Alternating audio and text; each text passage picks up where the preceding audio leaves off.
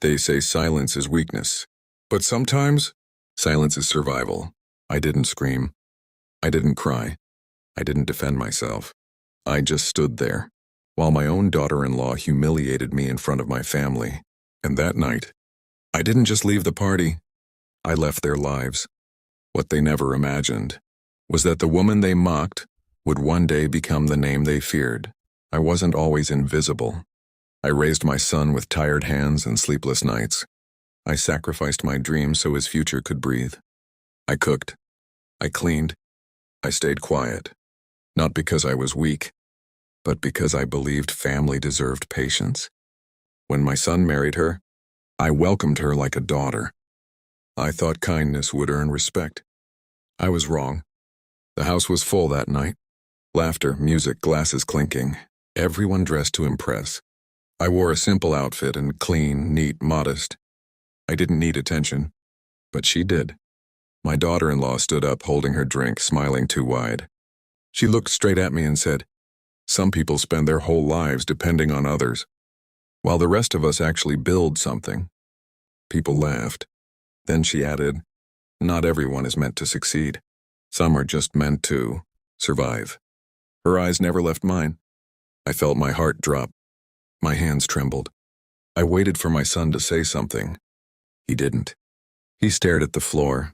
That silence hurt more than her words. In that moment, I realized something painful. I wasn't being disrespected by a stranger. I was being abandoned by my own blood. And everyone watched, as if my humiliation was entertainment. I slowly put my glass down. No drama. No tears. I picked up my bag and walked out. Behind me, laughter continued. No one followed. That night, alone in my room, I whispered, "If I am nothing to them, then I will become everything for myself." Those years were not easy. I worked quietly, learned, failed, restarted. Some nights I cried into my pillow. Not because of money, but because betrayal from family cuts deeper than poverty. I remembered her words every time I wanted to quit. Some people are just meant to survive. No, I decided I would rise. Slowly, things changed. A small investment, then another. People started listening when I spoke. My name began appearing on documents, on company boards, on stages. I never announced my success to my family. Let success speak for itself. Years later, at a business event, I stepped onto the stage. The room went silent. That's when I saw her. My daughter-in-law. Her face turned pale.